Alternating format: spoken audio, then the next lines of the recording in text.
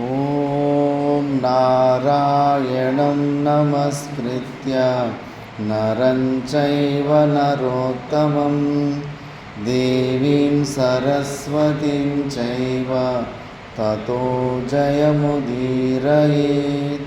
ಓಂ ಶಾಂತಿ ಶಾಂತಿ ಶಾಂತಿ.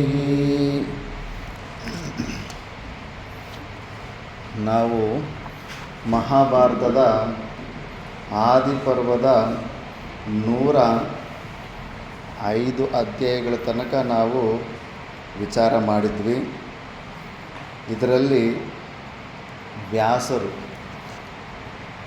ವಿಚಿತ್ರ ವೀರ್ಯ ಮತ್ತು ಚಿತ್ರಾಂಗದ ಇಬ್ಬರು ಮರಣ ಹೊಂದಿದ ಮೇಲೆ ವಿಚಿತ್ರ ವೀರ್ಯನ ಇಬ್ಬರು ಹೆಂಡತಿಯರು ವಿಧವೆಯರಾಗಿರ್ತಾರೆ. ಅವರಿಂದ ಪುತ್ರ ಸಂತಾನವನ್ನು ಹೊಂದೋದಕ್ಕೆ ವೈದಿಕವಾದಂಥ ಶಾಸ್ತ್ರ ಪದ್ಧತಿಯಲ್ಲಿ, ಶಾಸ್ತ್ರ ಮರ್ಯಾದೆಯಲ್ಲಿ ಭೀಷ್ಮನು ಯಾವಾಗ ಜ್ಞಾನಬೋಧ ಮೂಡ್ತಾನೋ ಆವಾಗ ಸತ್ಯವತಿಗೆ ತನ್ನದೇ ಆದಂಥ ಮಗ ವ್ಯಾಸ ಭಗವಾನರ ನೆನಪು ಬರುತ್ತೆ. ವ್ಯಾಸ ಭಗವಾನರು ಅದಕ್ಕೆ ಸ್ವೀಕಾರ ಮಾಡ್ತಾರೆ. ಸ್ವೀಕಾರ ಮಾಡಿದ ಮೇಲೆ ಈಗ ಮುಂದಿನ ಕಥೆಯನ್ನು ವೈಶಂಪಾಯನರು ಜನ್ಮೇಜಯರಿಗೆ ಹೇಳ್ತಾ ಇದ್ದಾರೆ. ಜನ್ಮೇಜಯ ಋತುಸ್ನಾತೆಯಾಗಿದ್ದ ಅಂಬಿಕೆಯನ್ನು ಸತ್ಯವತಿಯು ಸರ್ವ ವಿಧವಾದ ಅಲಂಕಾರಗಳಿಂದ ಸಿಂಗರಿಸಿ ಶಯನಮಂದಿರಕ್ಕೆ ಕರೆದುಕೊಂಡು ಹೋಗಿ ಹಂಸತೂಲಿ ಕಾತಲ್ಪದ ಮೇಲೆ ಕುಳ್ಳಿರಿಸಿ ಹೇಳಿದಳು, ರಾಜಕುಮಾರಿ, ನಿನ್ನ ಪತಿಯ ಅಣ್ಣನೊಬ್ಬನಿರುವನು. ಅವನಿಂದ ಅರ್ಧರಾತ್ರಿಯಲ್ಲಿ ನಿನ್ನ ಗರ್ಭದಲ್ಲಿ ನಿನ್ನ ಮಗನ ರೂಪದಲ್ಲಿ ಪ್ರವೇಶಿಸುವನು. ಅವನು ಬರುವವರೆಗೂ ಕಾದು ಕುಳಿತಿರು, ನಿದ್ರಾವಶಲಾಗಬೇಡ ಎಂದು ಹೇಳಿ ತಲೆಯನ್ನೊಮ್ಮೆ ಸವರಿ ಶಯನ ಮಂದಿರದ ಬಾಗಿಲೆಳೆದುಕೊಂಡು ಹೊರಟು ಹೋದಳು. ಅಂಬಿಕೆಗೆ ಬರುವವರು ಯಾರು, ಹೇಗಿರುವವರು, ಎಲ್ಲಿಂದ ಬರುವರು ಎಂಬ ಅರಿವಿರಲಿಲ್ಲ. ಎದೆಯು ಡವಡವನೆ ಹೊಡೆದುಕೊಳ್ಳಲಾರಂಭಿಸಿತು.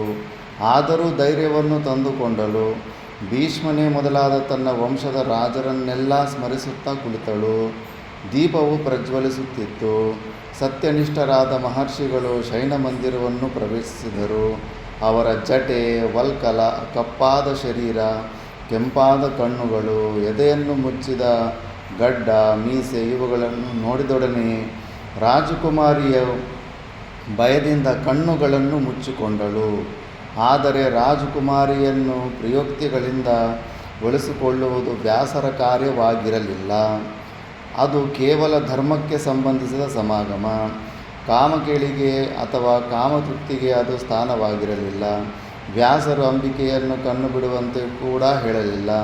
ತಾಯಿಗೆ ಕೊಟ್ಟಿದ್ದ ಮಾತಿನಂತೆ ಪುತ್ರನನ್ನು ಅನುಗ್ರಹಿಸಿ ಹೊರಬಂದರು. ಮಗನನ್ನು ಕಂಡ ಸತ್ಯವತಿಯು ಚಾಪಲ್ಯದಿಂದ ಕೇಳಿದಳು, ರಾಜಲಕ್ಷಣಯುಕ್ತನಾದ ಕುಮಾರನು ಜನನವಾಗುವುದೇ? ಅಮ್ಮ, ನಿನ್ನ ಇಚ್ಛೆಯಂತೆಯೇ 10,000 ಆನೆಗಳ ಬಳಕ್ಕೆ ಸಮಾನವಾದ ಬಲವುಳ್ಳ ವೀರಪುತ್ರನೇ ಜನಿಸುವನು.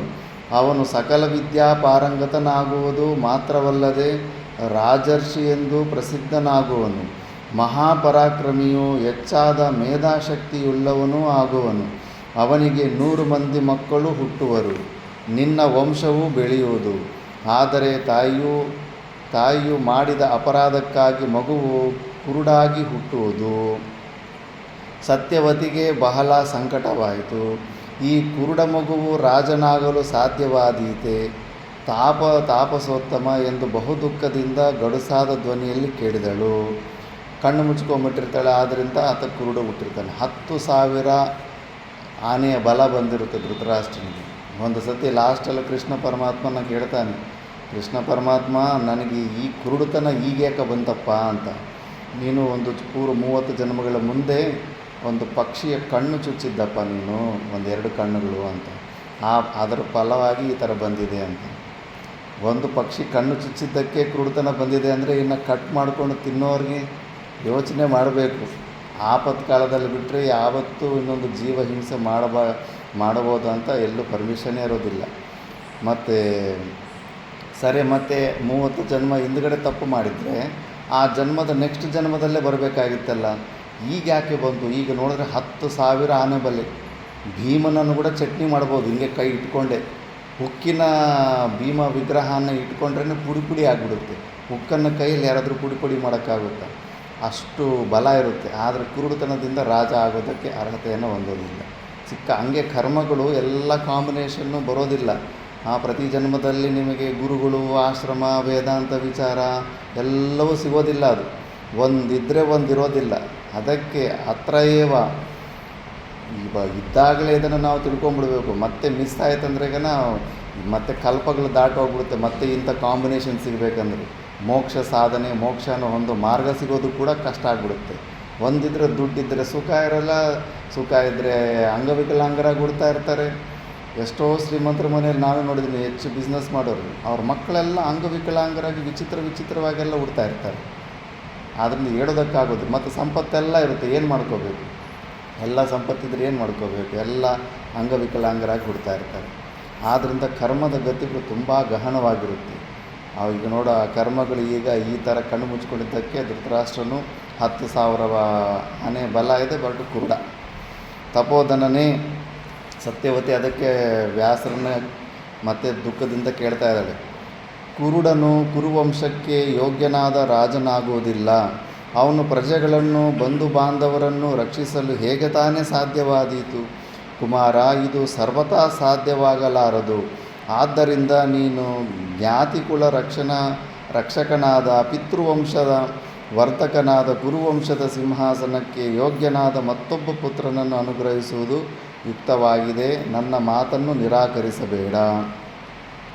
ವ್ಯಾಸರು ಒಂದೆರಡು ಕ್ಷಣಗಳು ಯೋಚಿಸಿ ಹಾಗೆಯೇ ಆಗಲಮ್ಮ ಎಂದು ಹೇಳಿಬಿಟ್ಟು ಹೊರಟೋದರು. ಕೆಲವು ದಿನಗಳ ನಂತರ ಕೋಸಲ ದೇಶದ ರಾಜಕುಮಾರಿಯಾದ ಅಂಬಿಕೆಯು ಒಂದು ಕುರುಡು ಮಗುವನ್ನು ಪ್ರಸವಿಸಿದಳು. ಸತ್ಯವತಿಯ ಮನಸ್ಸಿನ ಆತಂಕವು ಪರಿಹಾರವಾಗಲಿಲ್ಲವೆಂದು ಹೇಳಲೇಬೇಕಾಗಿಲ್ಲ. ಸಿಂಹಾಸನಕ್ಕೆ ಯೋಗ್ಯವಾದ ಶಿಶುವನ್ನು ಪಡೆಯಲು ತವಕಿಸಿದಳು. ವ್ಯಾಸರ ಅಭಯ ಪ್ರದಾನದಿಂದ ನಿರಾಸೆಗೆ ಕಾರಣವಿರಲಿಲ್ಲ.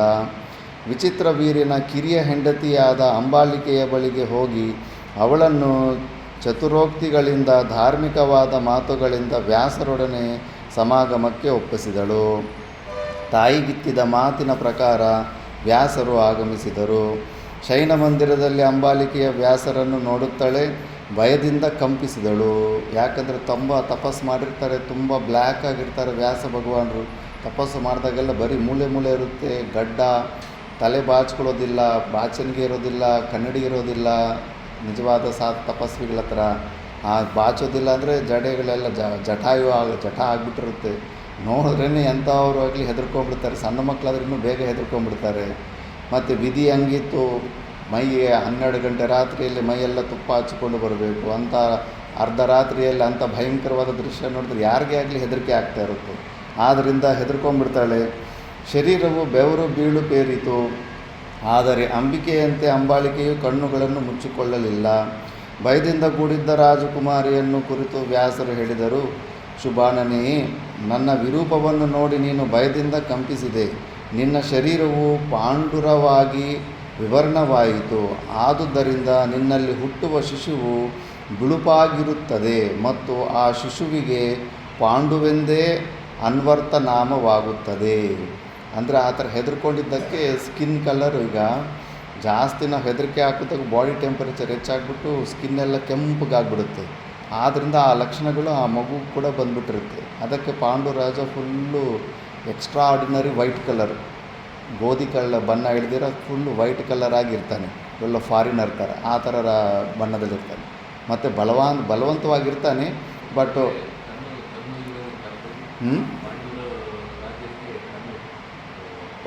ಇಲ್ಲ ಬಾಡಿಯೆಲ್ಲ ಪ್ಯಾಚಸ್ ಇರಲಿಲ್ಲ, ಕಂಪ್ಲೀಟ್ ಶರೀರವೇ ವೈಟು. ಆ ರೋಗವಲ್ಲ. ಅದು ಸ್ಕಿನ್ ಅಲರ್ಜಿ ಇರುತ್ತಲ್ಲ, ಆ ಥರ ರೋಗವಲ್ಲ. ಕೆಲವ್ರಿಗೆ ಸ್ಕಿನ್ ಇರುತ್ತೆ, ನನಗೂ ಸ್ಕಿನ್ ಸೆನ್ಸಿಟಿವ್ ಇರುತ್ತೆ. ಒಂದು ಸರ್ತಿ ಚಳಿಗಾಲ ಬೇಸಿಗೆ ಕಾಲದಲ್ಲಿ ಹೋದಾಗ ಕೆಂಪಗೆ, ಹೊರಗಡೆ ಹೋದ್ರಾಗ ಕೆಂಪಗಂದರೆ ಕೆಂಪಗೆ ಆಗಿಬಿಟ್ಟಿರುತ್ತೆ ಸ್ಕಿನ್ ಅಲರ್ಜಿ ಇರೋದು. ಆ ಥರ ಅವನ ಶರೀರನೇ ಜನ್ಮದಿಂದಲೇ ಪಾಂಡು ಅಂತ ವಿಚಿತ್ರವಾದ ಸ್ಕಿನ್ನು. ಆದರೂ ನೋಡೋಕ್ಕೆ ಚೆನ್ನಾಗಿರ್ತಾನೆ, ಬಟ್ಟು ಎಲ್ಲರಿಗಿಂತ ವಿಚಿತ್ರವಾಗಿ ಸಪ್ರೇಟಾಗಿ ಎತ್ತಿ ಕಾಣ್ತಾ ಇರ್ತಾನೆ. ಅದೊಂದು ವಿಚಿತ್ರವಾದ ಬಣ್ಣ. ನಮ್ಮದೆಲ್ಲ ಭಾರತ ದೇಶದಲ್ಲಿ ಗೋಧಿ ಬಣ್ಣ ಇರುತ್ತೆ, ಆ ಗೋಧಿ ಬಣ್ಣಕ್ಕಿಂತ ಇನ್ನೂ ಬಿಳುಪು. ಬಿಳುಪಾಗಿ ಹುಟ್ಟುಬಿಟ್ಟಿರ್ತಾನೆ ಎಂದು ಹೇಳಿ ಶಯನ ಮಂದಿರದಿಂದ ಹೊರಬಂದರು. ಸತ್ಯವತಿಯನ್ನು ಬಾಗಿಲ ಬಳಿ ಕಂಡರು. ಮುಂದೆ ಹುಟ್ಟುವ ಮಗುವಿನ ರೀತಿ ನೀತಿಗಳನ್ನು ತಿಳಿಯುವ ಕುತೂಹಲದಿಂದ ಮಗನನ್ನು ಕೇಳಿದಳು. ಸರ್ವಲಕ್ಷಣಗಳಿಂದ ಕೂಡಿದ ಶಿಶುವು ಜನಿಸುವುದೇ? ವ್ಯಾಸರು ಉತ್ತರಿಸಿದರು, ತಾಯೇ, ಸಿಂಹಾಸನಕ್ಕೆ ಯೋಗ್ಯವಾದ ಶಿಶುವು ಹುಟ್ಟುವುದು. ಆದರೆ ಶಿಶುವಿನ ಶರೀರವೆಲ್ಲವೂ ಬಿಳುಪಿನ ಛಾಯೆಯಿಂದ ಕೂಡಿರುವುದು. ಇದರಿಂದ ಅದರ ಹೆಸರು ಪಾಂಡುವೆಂದೇ ಆಗುವುದು. ಅಂಬಾಲಿಕೆಯು ನನ್ನನ್ನು ನೋಡಿ ಭಯದಿಂದ ಕಂಪಿಸಿ ವಿವರಣಲಾದುದೇ ಇದಕ್ಕೆ ಕಾರಣವಮ್ಮ ಅಂತ. ಸತ್ಯವತಿಯ ಮನಸ್ಸಿನ ಆತಂಕವು ಪರಿಹಾರವಾಗಲಿಲ್ಲ. ಇಂತಹ ಮಹರ್ಷಿಯ ಅನುಗ್ರಹದಿಂದಲೂ ಸರ್ವಲಕ್ಷಣ ಸಂಪನ್ನನಾದ ನಿಷ್ಕಳಂಕನಾದ ರಾಜಪುತ್ರನನ್ನು ಪಡೆಯಲು ಸಾಧ್ಯವಾಗಲಿಲ್ಲವಲ್ಲ ಎಂದು ಹಳುಗಿದಳು. ಮಗನನ್ನು ಕುರಿತು ಪುನಃ ಕೇಳಿದಳು. ವ್ಯಾಸ, ಮತ್ತೊಂದು ಮಗನನ್ನು ಕರುಣಿಸಲಾರೆಯ ಅಂತ. ತ್ರಿಕಾಲಕರಾದ ವ್ಯಾಸರು ತಾಯಿಯ ಭ್ರಾಂತಿಯನ್ನು ನೋಡಿ ಮನದಲ್ಲಿಯೇ ಮರುಗಿದರು. ಉದಾತ್ತ ಹೃದಯರಾದ ಮಹರ್ಷಿಗಳು ತಾಯಿಯ ಮಾತಿಗೆ ಪುನಃ ಅಸ್ತು ಎಂದು ಹೇಳಿ ಹೊರಟು ಹೋದರು. ನವಮಾಸಗಳು ತುಂಬಿದ ನಂತರ ಅಂಬಾಲಿಕೆಯ ಸರ್ವಲಕ್ಷಣ ಸಂಪನ್ನನಾದ ದಿವ್ಯಕಾಂತಿಯಿಂದ ಪ್ರಜ್ವಲಿಸುತ್ತಿರುವ ಗಂಡು ಮಗುವನ್ನು ಪ್ರಸವಿಸಿದಳು. ಆದರೆ ವ್ಯಾಸರು ಹೇಳಿದಂತೆ ಶರೀರವೆಲ್ಲ ಬಿಳಿಯ ಛಾಯೆಯಿಂದ ಕೂಡಿತ್ತು. ಆ ಶಿಶುವನ್ನು ಪಾಂಡುವೆಂದೇ ಕರೆದರು. ಮುಂದೆ ಪಾಂಡುವೆ ಧನುರ್ವಿದ್ಯೆಯಲ್ಲಿ ತ್ರಿಲೋಕ ಪ್ರಸಿದ್ಧರಾದ ಪಾಂಡವರಿಗೆ ತಂದೆಯಾದನು. ಸತ್ಯವತಿಯ ಮತ್ತೊಂದು ಶಿಶುವನ್ನು ಪಡೆಯಲು ಕಾಲನಿರೀಕ್ಷಣೆಯನ್ನು ಮಾಡುತ್ತಿದ್ದಳು. ಋತುಸ್ನಾನ ಮಾಡಿದ ಅಂಬಿಕೆಯ ಬಳಿಗೆ ಹೋಗಿ ವ್ಯಾಸರೊಡನೆ ಸಮಾಗಮದ ಪ್ರಸ್ತಾಪವನ್ನೆತ್ತಿದಳು. ಆದರೆ ವ್ಯಾಸರ ವಿರೂಪವನ್ನು ನೆನೆದೊಡನೆಯೇ ದೇವಕನ್ಯೆಯ ಸದೃಶಲಾದ ರಾಜಕುಮಾರಿ ಹೃದಯವು ಕಂಪಿಸಿತು. ಅತ್ತೆಯ ಮಾತಿಗೆ ಒಪ್ಪಲಿಲ್ಲ. ಸತ್ಯವತಿಯೂ ಬಿಡಲಿಲ್ಲ. ಬಹಳ ಕಷ್ಟದಿಂದ ಒಪ್ಪಿಸಿದಳು. ವ್ಯಾಸರೊಡನೆ ಸಮಾಗಮದ ಕಾಲು ಸನ್ನಿಹಿತವಾದಂತೆಲ್ಲ ಅಂಬಿಕೆಯ ಹೃದಯವು ಹೆಚ್ಚು ಕಂಪಿಸಲು ಪ್ರಾರಂಭಿಸಿತು. ಅವರೊಡನೆ ಸೇರಲು ಸಾಧ್ಯವೇ ಇಲ್ಲವೆಂದು ನಿರ್ಧರಿಸಿದಳು. ಒಡನೆಯೇ ತನ್ನ ಸಮೀಪದಲ್ಲಿದ್ದ ಅಪ್ಸರಸೆಯಂತಿದ್ದ ಚೇಟಿಗೆ ಅಂದರೆ ತನ್ನ ದಾಸಿಗೆ ಸೇವಕಿಗೆ ತನ್ನ ಆಭರಣಗಳನ್ನು ತೊಡಗಿಸಿ ಸಿಂಗರಿಸಿದಳು. ಮಹರ್ಷಿಗಳು ಬರುವರೆಂಬ ಸೂಚನೆಯನ್ನಿತ್ತು ಶಯನ ಮಂದಿರಕ್ಕೆ ತನ್ನ ಚೇಟಿಯನ್ನು ಕಳಿಸಿಕೊಟ್ಟಳು. ವ್ಯಾಸ ಭಗವಾನರು ತ್ರಿಕಾಲ ಜ್ಞಾನಿಗಳು. ಒಳ್ಳೆ ಸಿ ಕ್ಯಾಮ್ರಾ ಥರ ಇಡೀ ಪ್ರಪಂಚದಲ್ಲಿ ಆಗ್ತಾರೆ, ನೋಡ್ತಾ ಇರ್ತಾರೆ. ಅವ್ರಿಗೆ ಯಾಮಾರಿಸ್ಬೇಕಂತ ಹಿಂಗೆ ಮಾಡ್ತಾರೆ. ಹಿಂದಿನ ವಿರೂಪದಲ್ಲಿಯೇ ವ್ಯಾಸರು ಆಗಮಿಸಿದರು. ಅವರ ವಿರೂಪವನ್ನು ನೋಡಿ ರಾಜಕುಮಾರಿಯ ವೇಷವನ್ನು ಧರಿಸಿದ್ದ ಚೇಟಿಯು ಸ್ವಲ್ಪವಾದರೂ ಭಯಪಡಲಿಲ್ಲ. ಮುಗುಳ್ನಗೆಯಿಂದಲೇ ಸ್ವಾಗತಿಸಿದಳು. ಸೇವಾ ಪೂಜಾದಿಗಳಿಂದ ಸತ್ಕರಿಸಿ ಹಂಸತೂಲಿಕೆಯಲ್ಲಿ ಕುಳ್ಳಿರಿಸಿ ಉಪಚರಿಸಿದಳು. ವರಾಂಗನೆಯ ಸಂಗಮದಿಂದ ಮಹರ್ಷಿಗಳು ಅವಳ ವಿಷಯದಲ್ಲಿ ಬಹಳ ಸಂತುಷ್ಟರಾದರು. ಪ್ರಸನ್ನವದನರಾಗಿ ಹೇಳಿದರು, ಶುಭಾಂಗಿಯೇ, ನೀನು ಇನ್ನು ಮುಂದೆ ಚೇಟಿಯಾಗಿರುವುದಿಲ್ಲ. ನಿನ್ನಲ್ಲಿ ಹುಟ್ಟುವ ಶಿಶುವು ಶ್ರೇಯಪ್ರೇಯಗಳಿಂದ ಕೂಡಿದ್ದಾಗಿರುವುದು. ಅವನು ಮುಂದೆ ಧರ್ಮಾತ್ಮನೂ ವಿದ್ವಾಂಸನೂ ಮಹಾಮೇಧಾವಿಯೂ ಆಗುವನು ಅಂತ. ವಿದುರ ಜನ್ಮ ಆಗುತ್ತೆ, ಶ್ರೇಷ್ಠವಾದಂಥದ್ದು. ಸತ್ಪುರುಷರಲ್ಲಿ ಶ್ರದ್ಧೆ ಇಟ್ಟುಕೊಂಡವ್ರಿಗೆ ಯಾವತ್ತೂ ಲಾಭ ಇರುತ್ತೆ. ಜನ್ಮೇಜಯ ಮುಂದೆ ಅವಳಲ್ಲಿ ಹುಟ್ಟಿದ ಶಿಶುವೇ ವಿದುರನೆಂದು ಪ್ರಸಿದ್ಧನಾದನು. ಯದ್ಯಪಿ ಅವನು ರಾಜವಂಶಕ್ಕೆ ಸೇರಿದವನಲ್ಲದಿದ್ದರೂ ಕೃಷ್ಣದ್ವೈಪಾಯನರ ಮಗನಾಗಿ ಹುಟ್ಟುದರಿಂದ ಧೃತರಾಷ್ಟ್ರನಿಗೆ ಮತ್ತು ಪಾಂಡುವಿಗೆ ಅನುಜನೆನಿಸಿದನು. ಅವನು ಕಾಮಕ್ರೋಧಾದಿಗಳನ್ನು ಜಯಿಸಿದವನು, ಧರ್ಮಾತ್ಮನೂ ಸತ್ಯಸಂಧನೂ ಆಗಿದ್ದನು. ಸಾಕ್ಷಾತ್ ಯಮಧರ್ಮನೇ ಮಾಂಡವ್ಯ ಮಹರ್ಷಿಯ ಶಾಪದಿಂದ ವಿದುರನಾಗಿ ಜನಿಸಿದ್ದನು. ಮುಂಚೆ ಸ್ವಲ್ಪ ಸ್ಟೋರಿ ಬಂದಿತ್ತು, ಈಗ ಮತ್ತೆ ಡೀಟೇಲಾಗಿ ಬರುತ್ತೆ. ಯಾಕೆ ಯಮಧರ್ಮರಾಜನಿಗೆ ಎರಡು ಅಂಶಗಳಲ್ಲಿ ಭೂಲೋಕಕ್ಕೆ ಬರಬೇಕಾಯಿತು. ಒಂದು ಧರ್ಮರಾಜನ ಅಂಶದಲ್ಲಿ, ಇನ್ನೊಂದು ವಿದುರನ ಅಂಶದಲ್ಲಿ ಅಂದ್ಬಿಟ್ಟು. ಕರ್ಮ ಸಿದ್ಧಾಂತ ಸಾಕ್ಷಾತ್ ಯಮಧರ್ಮರಾಜನನ್ನು ಕೂಡ ಬಿಟ್ಟಿಲ್ಲ. ಈ ಥರ ಪುತ್ರ ಸಂತಾನವೆಲ್ಲ ಆಗಿರುತ್ತೆ. ವ್ಯಾಸರು ಶಯನ ಮಂದಿರವನ್ನು ಬಿಟ್ಟು ಹೊರಬಂದೊಡನೆಯೇ ಸತ್ಯವತಿಯು ಮಗು ಎಂದು ಮುಂದೆ ಬಂದಳು. ಆಶಾಭರಿತಳಾಗಿದ್ದ ಸತ್ಯವತಿಗೆ ವ್ಯಾಸರು ರಾಜಕುಮಾರಿಯ ತಮ್ಮನ್ನು ಮೋಸಗೊಳಿಸಿದ ರೀತಿಯನ್ನು, ಶೂದ್ರ ಸ್ತ್ರೀಯಲ್ಲಿ ವಿದುರನ ಜನ್ಮವನ್ನು ತಿಳಿಸಿ ಅಲ್ಲಿಯೇ ಅದೃಶ್ಯರಾದರು. ಈ ರೀತಿಯಲ್ಲಿ ವ್ಯಾಸರು ಮಾತೆಯ ವಾಕ್ಯ ಪರಿಪಾಲನೆ ಮಾಡಿ ಮಾತೃಋಣದಿಂದ ವಿಮುಕ್ತರಾದರು. ಜನ್ಮೇಜಯ, ಈ ಪ್ರಕಾರವಾಗಿ ಕೃಷ್ಣ ದ್ವೈಪಾಯನರಿಂದ ವಿಚಿತ್ರ ವೀರ್ಯನ ಕ್ಷೇತ್ರದಲ್ಲಿ ಅವನ ಪತ್ನಿಯರಲ್ಲಿ ದೇವಕುಮಾರ ಸದೃಶರಾದ ಕುರುವಂಶ ವರ್ಧನರಾದ ಮಕ್ಕಳು ಹುಟ್ಟಿದರು. ಮತ್ತು ಈಗ ಪ್ರಶ್ನೆ ಬರುತ್ತೆ, ಜನ್ಮೇಜಯನು ವೈಶಂಪಾಯನಿಗೆ ಪ್ರಶ್ನೆ ಕೇಳ್ತಾನೆ, ಬ್ರಾಹ್ಮಣೋತ್ತಮರೇ, ಮಾಂಡವ್ಯ ಮಹರ್ಷಿಯ ಶಾಪದಿಂದ ಯಮಧರ್ಮನು ಶೂದ್ರಯೋನಿಯಲ್ಲಿ ವಿದುರನಾಗಿ ಹುಟ್ಟಿದನೆಂದು ಹೇಳಿದ್ರಲ್ಲ, ಧರ್ಮ ಸ್ವರೂಪನಾದ ಯಮನು ಮಹರ್ಷಿಗೆ ಮಾಡಿದ ಯಾವ ಅಪರಾಧಕ್ಕಾಗಿ ಮನುಷ್ಯನಾಗಿ ಜನ್ಮ ತಾಳಬೇಕಾಯಿತು? ಯಾವ ಯಮಧರ್ಮನನ್ನೇ ಶಪಿಸಿದ ಮಹಾಮಹಿಮನಾದ ಮಾಂಡವ್ಯನೆಂಬುವನು ಯಾರು? ಆ ಮಹಾತ್ಮನ ಉಪಾಖ್ಯಾನವನ್ನು ಯಥಾವತ್ತಾಗಿ ತಮ್ಮಿಂದ ಕೇಳಿ ತಿಳಿಯಬೇಕೆಂದಿರುವೆನು. ಈ ಮಾಂಡವ್ಯ ಋಷಿ ಕರೀಂನಗರ್ ಜಿಲ್ಲೆ ತೆಲಂಗಾಣ ಆ ಪ್ರಾಂತದಲ್ಲೇ ಹೆಚ್ಚಿದ್ರು. ಅವನ ಹೆಸರಿಂದನೇ ಒಂದು ಮಾನೇರು ಅಂತ, ಮಾಂಡವ್ಯ ಏರು ಅಂತ ಆಗಿತ್ತು, ಮಾನೇರು ಅಂತ ಬಂದುಬಿಟ್ಟಿದೆ. ಅದಕ್ಕೆ ಮಾನೇರು ಡ್ಯಾಮ್ ಇದೆ ಒಂದು, ಅಲ್ಲಿ ಮಾಂಡವ್ಯ ಋಷಿ ಹೆಸರು. ಮಹಾರಾಜ ಮಾಂಡವ್ಯನೆಂಬ ಪ್ರಖ್ಯಾತನಾದ ಬ್ರಾಹ್ಮಣನೊಬ್ಬನಿದ್ದನು. ಅವನು ಸತ್ಯಸಂಧನಾಗಿಯೂ ಸದಾ ತಪಸ್ವಿಯಾಗಿಯೂ ಧರ್ಮಜ್ಞನಾಗಿಯೂ ಇದ್ದನು. ತನ್ನ ಆಶ್ರಮದ ಸಮೀಪದಲ್ಲಿದ್ದ ವೃಕ್ಷಛಾಯೆಯಲ್ಲಿ 2 ಕೈಗಳನ್ನು ಮೇಲೆತ್ತಿ ಯೋಗನಿಷ್ಠನಾಗಿ ಮೌನವ್ರತದಿಂದ ಅನೇಕ ವರ್ಷಗಳನ್ನು ಕಳೆದನು. 2 ಕೈಗಳನ್ನು ಮೇಲೆತ್ತಿ ಎಷ್ಟುತ್ತಂತ ನಿಲ್ಲೋದಕ್ಕಾಗುತ್ತೆ, ತಪಸ್ವಿ. ಒಂದು ದಿನ ಅವನ ಆಶ್ರಮದ ಸಮೀಪಕ್ಕೆ ಹಲವಾರು ಮಂದಿ ಕಳ್ಳರು ಕೊಳ್ಳೆ ಹೊಡೆದು ನಗನಾಣ್ಯಗಳ ಸಮೇತ ಬಂದರು. ತಮ್ಮ ಹಿಂದೆಯೇ ರಾಜಭಟರು ಬೆನ್ನಟ್ಟಿ ಬರುತ್ತಿದ್ದ ಸುಳಿವನ್ನು ಅರಿತು ಕಳ್ಳರು ತಾವು ತಂದಿದ್ದ ನಗನಾಣ್ಯಗಳೆಲ್ಲವನ್ನೂ ಆಶ್ರಮದೊಳಗೆ ಬಚ್ಚಿಟ್ಟು ತಾವು ಅಲ್ಲಿಯೇ ಅಡಗಿ ನಿಂತರು. ರಾಜಭಟರು ಆಶ್ರಮದ ಸಮೀಪಕ್ಕೆ ಬಂದು ಮರದ ಕೆಳಗೆ ಮೌನವಾಗಿ ಕುಳಿತಿದ್ದ ಮುನಿಯನ್ನು ಕಂಡು ವಿನೀತರಾಗಿಯೇ ಕೇಳಿದರು, ಬ್ರಾಹ್ಮಣೋತ್ತಮರೇ, ಇತ್ತ ಕಡೆ ಬಂದ ಕಳ್ಳರು ಎಲ್ಲಿ ಹೋದರು? ಕೂಡಲೇ ತಿಳಿಸಿದರೆ ಅವರನ್ನು ಬೆನ್ನಟ್ಟಿ ಹೋಗುವೆವು, ದಯವಿಟ್ಟು ಹೇಳಿರಿ ಅಂತ ಕೇಳ್ತಾರೆ. ಅವರ ಪ್ರಶ್ನೆಗೆ ಋಷಿಯಿಂದ ಉತ್ತರವೇನೂ ಬರಲಿಲ್ಲ. 4 ಬಾರಿ ಪ್ರಶ್ನಿಸಿದರೂ ಪ್ರಯೋಜನವಾಗಿಲ್ಲ. ಆಶ್ರಮದೊಳಗೆ ಪ್ರವೇಶಿಸಿ ಪರಿಶೋಧಿಸಿದರು.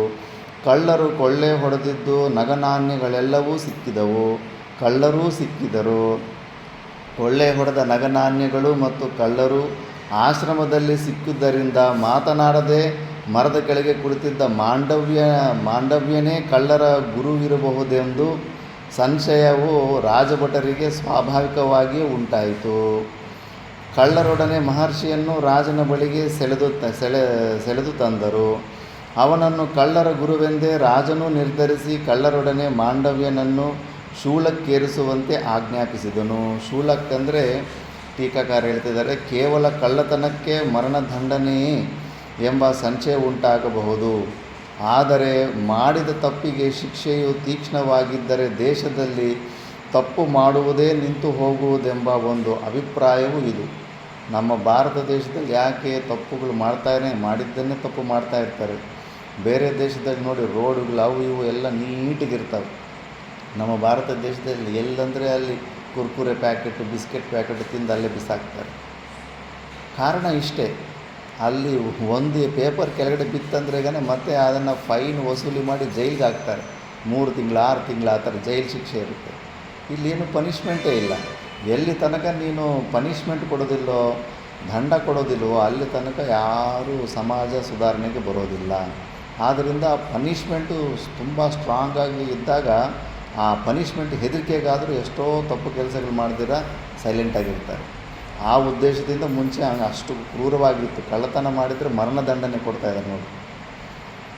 ಆದುದರಿಂದಲೇ ನಮ್ಮ ಧರ್ಮಶಾಸ್ತ್ರಗಳು ಮೋಸದ ವ್ಯಾಪಾರ ಮಾಡಿದವರನ್ನು, ದೇಶದ್ರೋಹಿಗಳನ್ನು ಕಠಿಣ ಶಿಕ್ಷೆಗೆ ಗುರಿಪಡಿಸಬೇಕೆಂದು ಹೇಳುವುದಲ್ಲದೆ ಅವರ ಆಸ್ತಿಪಾಸ್ತಿಗಳೆಲ್ಲವನ್ನೂ ಮುಟ್ಟುಗೋಲು ಎಂದು ಹೇಳುತ್ತವೆ ಶಾಸ್ತ್ರದಲ್ಲಿ. ಅದಕ್ಕೆ ಯೋಗಿ ಆದಿತ್ಯನಾಥ್ ಯಾರಾದರೂ ಏನಾದರೂ ಪಬ್ಲಿಕ್ ಪ್ರಾಪರ್ಟಿ ಡ್ಯಾಮೇಜ್ ಮಾಡಿದ್ರೆ ಕಂಪ್ಲೀಟ್ ಆಸ್ತಿ ಕಬ್ಜಾ ಮಾಡಿಬಿಡ್ತಾನೆ. ಕಬ್ಜಾ ಮಾಡಿಬಿಟ್ಟು ವಸೂಲಿ ಮಾಡ್ತಾನೆ.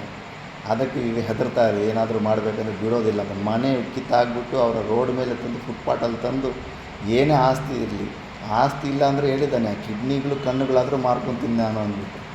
ಅಷ್ಟು ಆ ಥರ ಪನಿಷ್ಮೆಂಟ್ ಹಾಕಿದ್ರೆ ಆವಾಗ ಹೆದರ್ತಾರೆ. ಆದುದರಿಂದ ಈ ವಿಧವಾದ ಕಠಿಣ ಶಿಕ್ಷೆಗಳು ಈಗಿನ ಕಾಲಕ್ಕೆ ಅಮಾನುಷವೆನಿಸಿದರೂ ಹೆಚ್ಚು ಪರಿಣಾಮಕಾರಿಯೆಂದು ಹೇಳಬಹುದಾಗಿದೆ.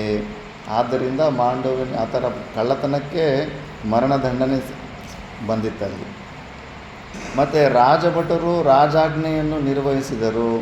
ಕಳ್ಳರೊಡನೆ ಮಾಂಡವ್ಯನನ್ನು ಶೂಲಕ್ಕೇರಿಸಿದರು. ತಮ್ಮ ಕರ್ತವ್ಯವನ್ನು ಮಾಡಿ ರಾಜಭಟರು ಹೊರಟು ಹೋದರು.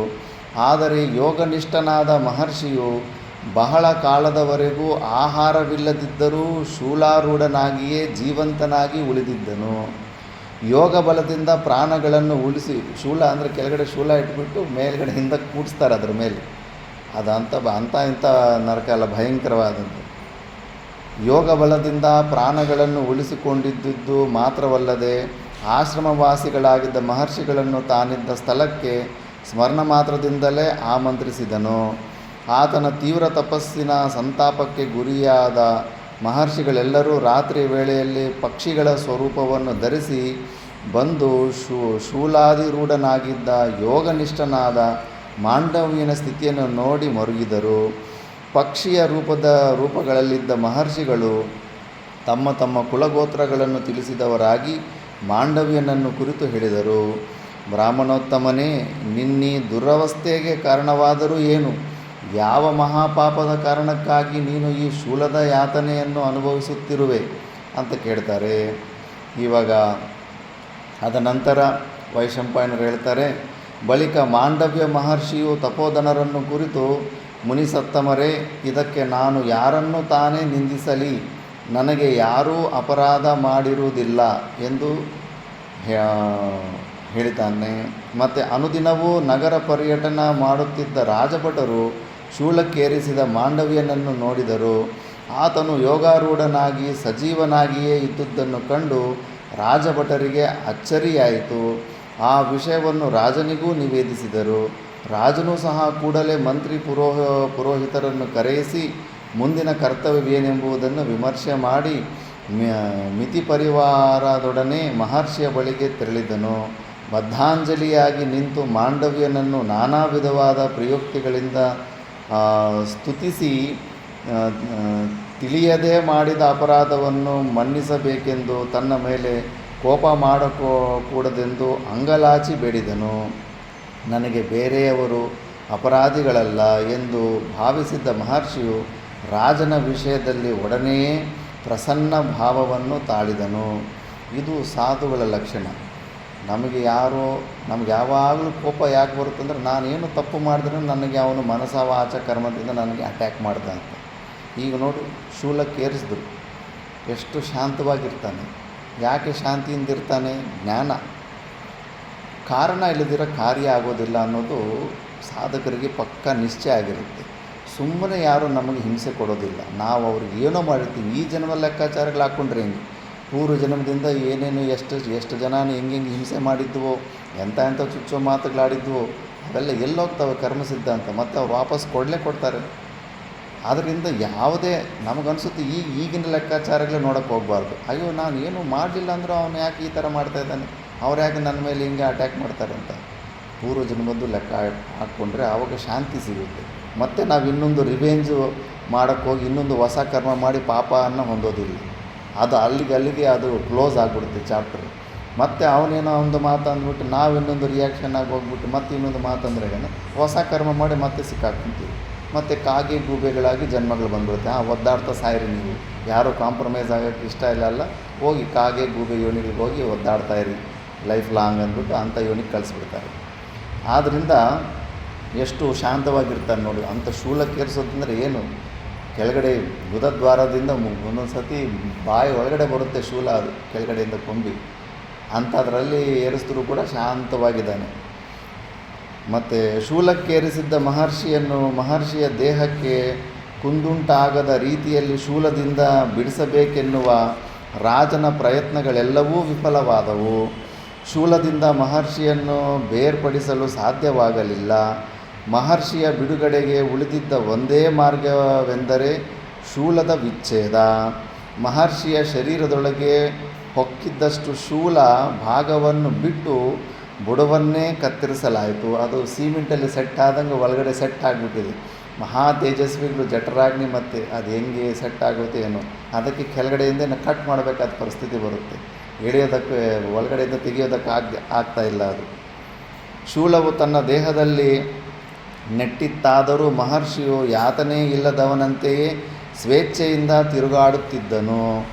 ಯಾಕಂದರೆ ಅವರು ಶರೀರ ತಾದಾತ್ಮ್ಯ ತೆಕ್ಕೊಂಬಿಟ್ಟಿರ್ತಾರೆ ಜ್ಞಾನಿಗಳು. ಅವ್ರಿಗೆ ಈ ಶರೀರಕ್ಕೆ ಸಂಬಂಧಪಟ್ಟವೆಲ್ಲ ಕ್ಲೇಶಗಳು ಅವ್ರಿಗೆ ಟಚ್ಚೋದಿಲ್ಲ ಆಗ್ತಾ ಇದ್ದರೂ ಕೂಡ ಅವರು ಸಾಕ್ಷಿ ಭಾವದಿಂದ ನೋಡ್ತಾ ಇರ್ತಾರೆ. ಅದಕ್ಕೆ ಅವ್ರು ನಾರ್ಮಲ್ಲಾಗೇ ಇರ್ತಾರೆ. ಸದಾಶಿವ ಬ್ರಹ್ಮೇಂದ್ರ ಸ್ವಾಮೀಜಿ ಕೈ ಕತ್ತರಿಸಿದ್ರು ಕೂಡ ಹಂಗೆ ನಡ್ಕೊಂಡು ಹೋಗ್ತಾ ಇರ್ತಾನೆ ಮುಂದುಗಡೆ ಆ ಥರ.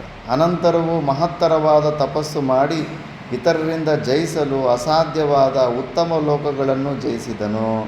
ಶೂಲದ ತುಂಡು ಮಹರ್ಷಿಯ ಶರೀರದಲ್ಲಿ ಉಳಿಯುತ್ತಾದ್ದರಿಂದ ಮುಂದೆ ಮಹರ್ಷಿಯು ಅನಿಮಾಂಡವ್ಯನೆಂಬ, ಅಣಿಹಿ ಅಂದರೆ ಮೊಳೆ ಶೂಲಾಗ್ರ ಅನ್ವರ್ಥ ನಾಮದಿಂದಲೇ ಪ್ರಸಿದ್ಧ ಹೊಂದಿದನು.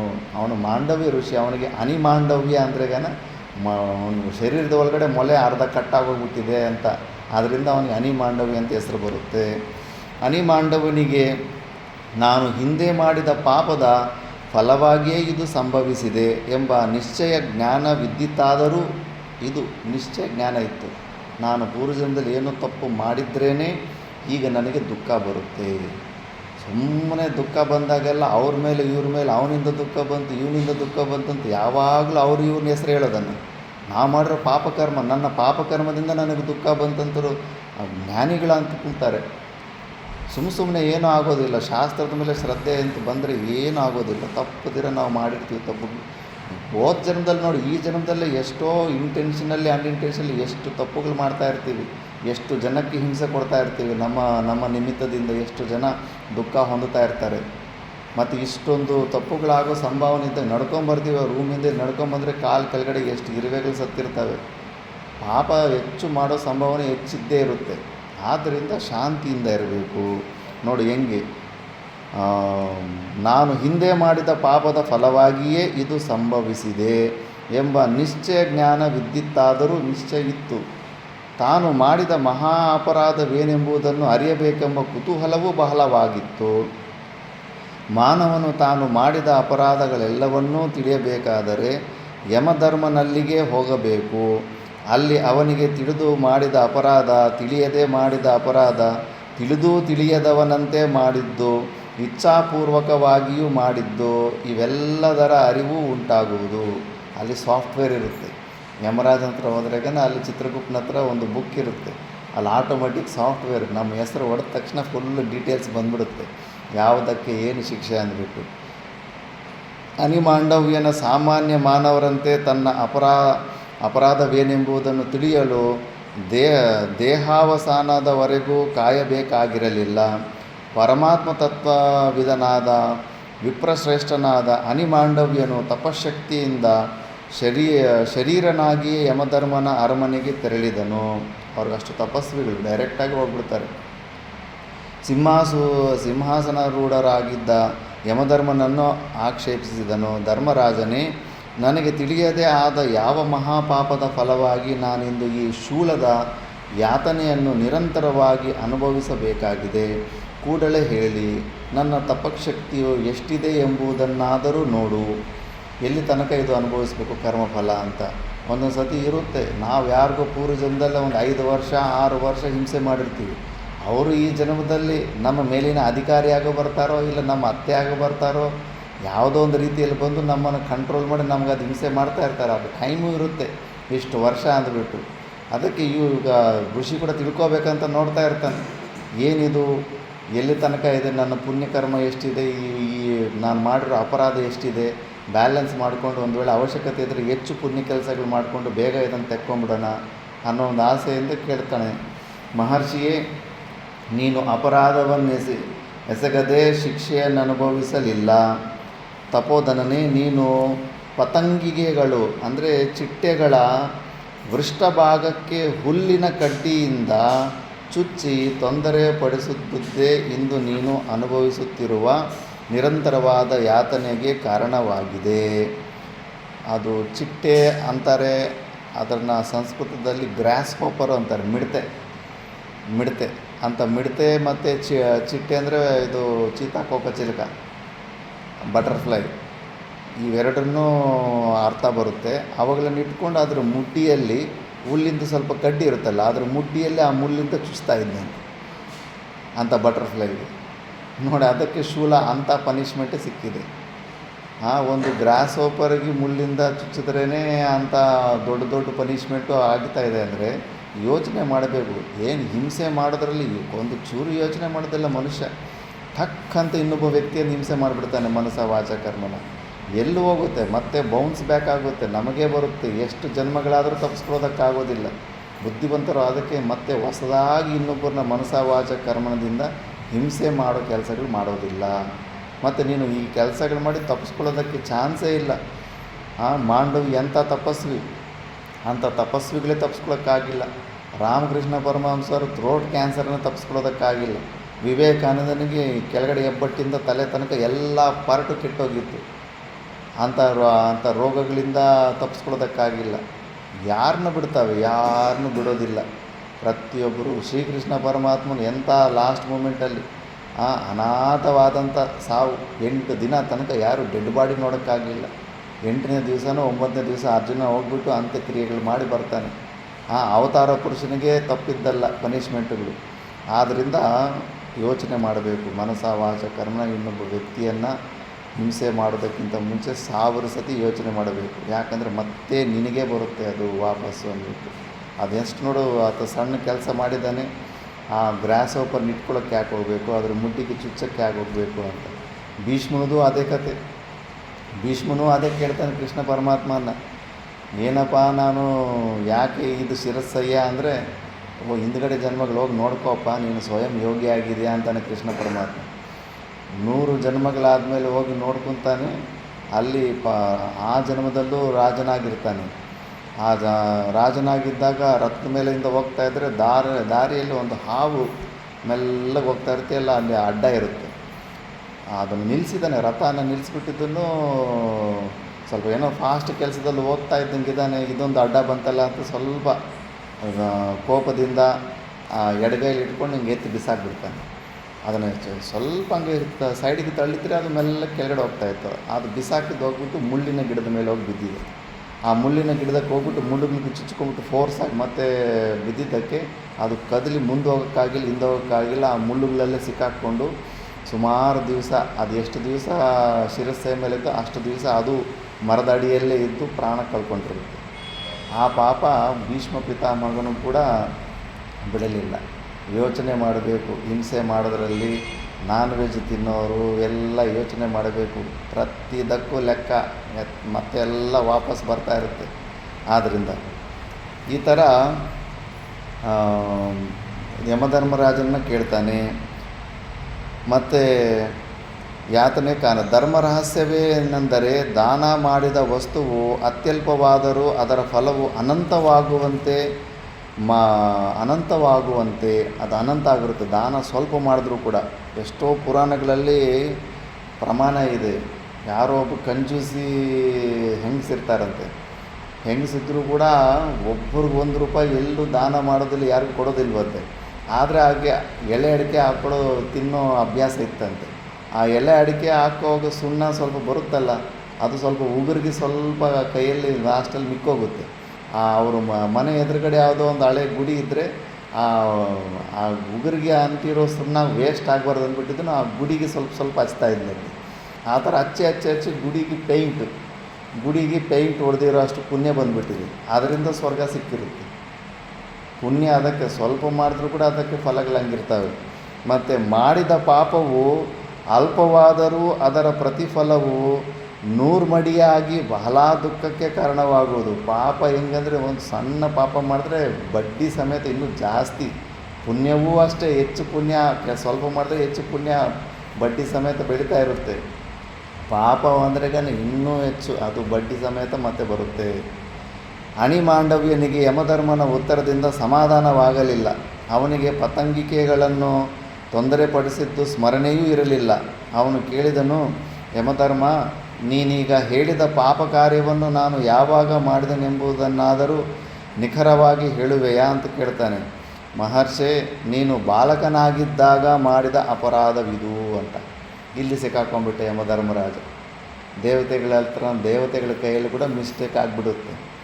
ಅದಕ್ಕೆ ಸುಮಾರು ಜನ ಸತ್ತೋಗಿರೋರು ಮತ್ತೆ ಸ್ಮಶಾನದಲ್ಲಿ ಯಾಕೆ ಬದುಕ್ಬಿಡ್ತಾರಂದರೆ ಮಿಸ್ಟೇಕಾಗಿ ಯಾರನ್ನೂ ಹೋಗ್ಬಿಟ್ಟು ಯಾರನ್ನೂ ತೊಗೊಂಡು ಹೋಗಿರ್ತಾರೆ. ಅವ್ರ ಸಾಫ್ಟ್ವೇರ್ಗಳು ಕೂಡ ಒಂದೊಂದು ಸತಿ ಕೈ ಕೊಡ್ತಾ ವೈರಸ್ಗಳೆಲ್ಲ ಅಟ್ಯಾಕ್ ಆಗ್ತಾ ಇರ್ತವೆ.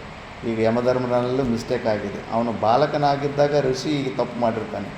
14 ವಯಸ್ಸು ತನಕ ಬಾಲಕಾವಸ್ಥೆಯಲ್ಲಿ ಮಾಡಿದ ತಪ್ಪುಗಳಿಗೆ ಪನಿಷ್ಮೆಂಟು ಸ್ವಪ್ನದಲ್ಲಿ ಕೊಡಬೇಕು, ದುಸ್ವಪ್ನದಲ್ಲಿ. ನೋಡೋಣ ಇಲ್ಲೇನಂತಾರೆ. ಯಮರಾಜ, ಮನುಷ್ಯರು ಹುಟ್ಟಿದ 12 ವರ್ಷಗಳು, 14 ಅಲ್ಲ, 12 ವರ್ಷಗಳ ಪರ್ಯಂತವಾಗಿ ಯಾವುದೇ ಕಾರ್ಯ ಮಾಡಿದರೂ ಅದು ಅಧರ್ಮ ಕಾರ್ಯವೆನಿಸುವುದಿಲ್ಲ. ಆ ವಯಸ್ಸಿನವರಿಗೆ, ಆ ಬಾಲಕರಿಗೆ ದಿಕ್ಕು ದಸೆಗಳೆಂದೂ ತಿಳಿದಿರುವುದಿಲ್ಲ. ಕರ್ತವ್ಯ ಜ್ಞಾನವಿರುವುದಿಲ್ಲ. ಮೇಲಾಗಿ ನಾನು ಅನುಭವಿಸುತ್ತಿರುವ ಶಿಕ್ಷೆಯು ತಪ್ಪಿಗೆ ಅನುಗುಣವಾದ ಶಿಕ್ಷೆಯೆಂದು ಹೇಳಲು ಖಂಡಿತವಾಗಿಯೂ ಸಾಧ್ಯವಿಲ್ಲ. ಬಾಲ್ಯದಲ್ಲಿ ತಿಳಿಯದೆ ಮಾಡಿದ ಅಲ್ಪಾಪರಾಧಕ್ಕಾಗಿ ನಿರಂತರ ಯಾತನೆಯನ್ನು ಅನುಭವಿಸಬೇಕೇ?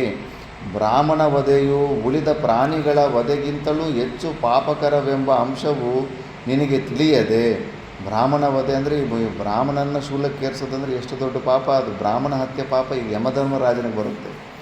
ಆದುದರಿಂದ ವಿವೇಚನೆ ಇಲ್ಲದೆ ಮಾಡಿದ ಕಾರ್ಯಕ್ಕಾಗಿ ನೀನು ಮಾನವನಾಗಿ ಹುಟ್ಟಬೇಕು. 4ನೇ ವರ್ಣದವಳ ಶೂದ್ರ ಸ್ತ್ರೀಯು ನಿನಗೆ ಜನ್ಮದಾತೆಯಾಗುವಳು. ಇಷ್ಟು ಮಾತ್ರವಲ್ಲ ಯಮಧರ್ಮ, ಇಂದಿನಿಂದ ನಾನು ನೂತನವಾದ ನಿಯಮವೊಂದನ್ನು ಮಾಡುವೆನು. ನಿಯಮಗಳು ಮಾಡುವಷ್ಟು ಕೆಪಾಸಿಟಿ ಅಂದರೆ ಅವರು ಋಷಿಗಳಲ್ಲಿ ಕೂಡ ಋಷಿ ಶ್ರೇಷ್ಠರು ರೂಲ್ಸ್ ಮಾಡ್ತಾಯಿದ್ದಾರೆ. ಶುಕ್ರಾಚಾರ್ಯರು ಮಾಡಿದ್ದ, ಈಗ ನೋಡಿ ಇವರು ಒಂದು ನಿಯಮ ಮಾಡ್ತಾಯಿದ್ದಾರೆ.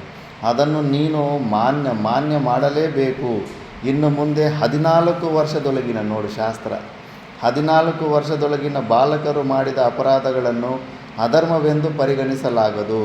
14 ವರ್ಷಗಳು ತುಂಬಿದ ನಂತರ ಮಾಡಿದ ಅಪರಾಧವು ಪಾಪವೆನಿಸುವುದು ಮಾತ್ರವಲ್ಲದೆ ಅಂತಹವರು ಶಿಕ್ಷೆಗೆ ಯೋಗ್ಯರಾಗುವರು ಎಂದು ಹೇಳಿ ಅಣಿಮಾಂಡವ್ಯನು ಯಮಧರ್ಮನ ಆಸ್ಥಾನದಿಂದ ಹೊರಟು ಹೋದನು. ಯಮಧರ್ಮನು ಮಹರ್ಷಿಯ ಶಾಪದಂತೆ ಭೂಲೋಕದಲ್ಲಿ ವಿದುರನಾಗಿ ಹುಟ್ಟಿದನು. ಯಮಧರ್ಮನ ಅಪರಾವತಾರವಾದ್ದರಿಂದ ಅವನಲ್ಲಿ ಸಕಲ ವಿದ್ಯೆಗಳು ನೆಲೆಸಿದ್ದವು. ಧರ್ಮಶಾಸ್ತ್ರದಲ್ಲಿಯೂ ಅರ್ಥಶಾಸ್ತ್ರದಲ್ಲಿಯೂ ಅತ್ಯಂತ ಕುಶಲನಾಗಿದ್ದನು. ದೀರ್ಘದರ್ಶಿಯಾಗಿದ್ದನು. ಕಾಮ, ಕ್ರೋಧ, ಲೋಭ, ಮೋಹಾದಿ ಅರಿಷಡ್ ವರ್ಗಗಳು ಅವನ ಬಳಿ ಸುಳಿಯುತ್ತಲೂ ಇರಲಿಲ್ಲ. ಸರ್ವದಾ ಶಾಂತನಾಗಿದ್ದುಕೊಂಡು ಕುರುವಂಶದ ರಾಜರ ಹಿತಚಿಂತನೆಯಲ್ಲಿಯೇ ಕಾಲ ಕಳೆಯುತ್ತಿದ್ದನು. ಈ ಥರ ವಿದುರನ ದೃಷ್ಟಾಂತ ಹೇಗೆ ಯಮಧರ್ಮನ ಅಂಶದಲ್ಲಿ ಬಂದು ಶಾಪ ವಿಮೋಚನೆಗೆ ವಿದುರನ ಜನ್ಮ ಎತ್ತಿರ್ತಾನೆ. ಮತ್ತು ಇನ್ನು ವೈಶಂಪಾಯರು ಹೇಳ್ತಾರೆ, ಜನಮೇಜಯ, ಹಸ್ತಿನಾಪುರದ ರಾಜಗೃಹದಲ್ಲಿ ಧೃತರಾಷ್ಟ್ರ, ಪಾಂಡು, ವಿದುರರ ಜನನವಾದೊಡನೆಯೇ ಕುರುವಂಶ, ಕುರುಜಾಂಗಲ, ಕುರುಕ್ಷೇತ್ರಗಳು ಹೆಚ್ಚು ಅಭಿವೃದ್ಧಿಗೆ ಬಂದವು. ಭೂಮಿಯಲ್ಲಿ ಆಹಾರ ಧಾನ್ಯಗಳು ಯಥೇಚ್ಛವಾಗಿ ಬೆಳೆಯುತ್ತಿದ್ದವು. ಮಳೆಯು ಋತುಧರ್ಮವನ್ನು ಅನುಸರಿಸಿ ತಪ್ಪದೇ ಬರುತ್ತಿತ್ತು. ಮತ್ತು ಅಂಥ ಋಷಿಗಳ ಸಂತಾನದಿಂದ ಹುಟ್ಟಿರ್ತಾರೆ. ಅಂಥವ್ರು ಹುಟ್ಟಿದ್ದವರು ಇನ್ನು ಅಷ್ಟು ಪವರ್ಫುಲ್ಲಾಗಿ ಹುಟ್ಟಿರ್ತಾರೆ. ಈಗಲೂ ಎಷ್ಟೋ ಕೇಳ್ತಾ ಇರ್ತೀವಿ. ತಮಿಳುನಾಡಿನ ಕರುಣಾನಿಧಿ ಕೂಡ ಈ ಥರ ಒಂದು ಸನ್ಯಾಸಿ ಸಂತಾನ ಅಂತ ಕೇಳಿರ್ತೀವಿ. ವಿಪರೀತವಾದ ತಿಳುವಳಿಕೆ ಬಂದ್ಬಿಟ್ಟು ವಿಪರೀತವಾದ ಸಾಮರ್ಥ್ಯ ಬರ್ತಾ ಇರುತ್ತೆ. ಭೂಮಿ ಮತ್ತು ಇನ್ನು ವ್ಯಾಸ ಭಗವಾನರ ಪುತ್ರ ಅಂದ ಮೇಲೆ ಇನ್ನು ಅವರು ಹುಟ್ಟಿದ ಲಕ್ಷಣಗಳಿಂದನೇ ಇಡೀ ಪೃಥ್ವಿನೇ ಅಷ್ಟೊಂದು ಅಭಿವೃದ್ಧಿಗೆ ಬರ್ತಾ ಇರುತ್ತೆ. ಭೂಮಿಯಲ್ಲಿ ಆಹಾರ ಧಾನ್ಯಗಳು ಯಥೇಚ್ಛವಾಗಿ ಬೆಳೆಯುತ್ತಿದ್ದವು. ಮಳೆಯು ಋತುಧರ್ಮವನ್ನು ಅನುಸರಿಸಿ ತಪ್ಪದೇ ಬರುತ್ತಿತ್ತು. ಮರ, ಗಿಡ, ಬಳ್ಳಿಗಳು ಫಲ ಪುಷ್ಪಭರಿತವಾಗಿದ್ದವು. ಪಶು ಪಕ್ಷಿಗಳು ರಾಜಕುಮಾರರ ಜನನದಿಂದುಂಟಾದ ಫಲವನ್ನು ಅನುಭವಿಸದೇ ಇರಲಿಲ್ಲ. ಅವೂ ಸಹ ಹೆಚ್ಚಾದ ಆನಂದವನ್ನು ಅನುಭವಿಸಿದವು. ಹೂಗಳು ಸುವಾಸನೆಯಿಂದಲೂ ಹಣ್ಣುಗಳು ಸುಮಧುರ ರಸದಿಂದಲೂ ಕೂಡಿರುತ್ತಿದ್ದವು. ಪಟ್ಟಣಗಳೆಲ್ಲವೂ ವ್ಯಾಪಾರಸ್ಥರಿಂದಲೂ ಕಳೆಗಾರರಿಂದಲೂ ತುಂಬಿದ್ದವು. ಜನರೆಲ್ಲರೂ ಧೈರ್ಯಶಾಲಿಗಳಾಗಿಯೂ ವಿದ್ಯಾವಂತರಾಗಿಯೂ ನಂಬಿಕೆಗೆ ಪಾತ್ರರಾಗಿಯೂ ನಿತ್ಯತುಷ್ಟರಾಗಿಯೂ ಇರುತ್ತಿದ್ದರು. ಕಳ್ಳಕಾಕರ, ಅಧರ್ಮಿಗಳ ಮತ್ತು ಸುಳ್ಳು ಹೇಳುವವರ ಸುಳಿವೇ ಇರಲಿಲ್ಲ. ರಾಷ್ಟ್ರದ ಎಲ್ಲ ಭಾಗಗಳಲ್ಲಿಯೂ ಕೃತಯುಗವು ಪುನಃ ಪ್ರಾರಂಭವಾಗಿದೆಯೋ ಎಂಬ ಭಾವನೆಯುಂಟಾಯಿತು. ಅದೊಂದು ಸೈಕಲ್ ಇರುತ್ತೆ.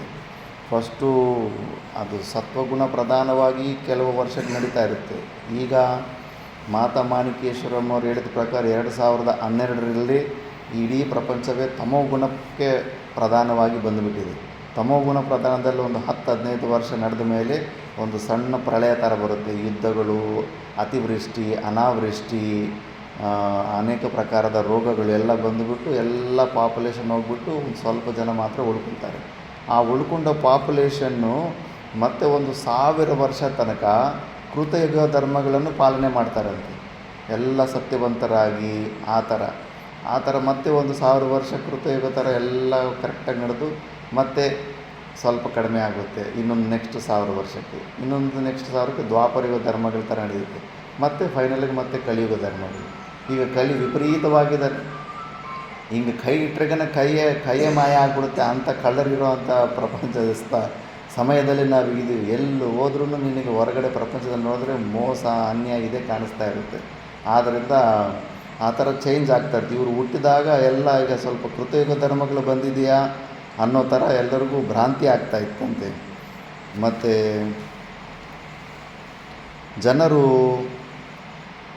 ಪ್ರಜೆಗಳು ಯಾವಾಗಲೂ ಧರ್ಮನಿಷ್ಠರಾಗಿಯೋ, ತಪೋನಿಷ್ಠರಾಗಿಯೋ, ಸತ್ಯನಿಷ್ಠರಾಗಿಯೋ, ಯಜ್ಞಶೀಲರಾಗಿಯೋ, ಈಗ ಯಜ್ಞಯಾಗಾದಿಗಳು ಮಾಡೋರೇ ಇಲ್ಲ.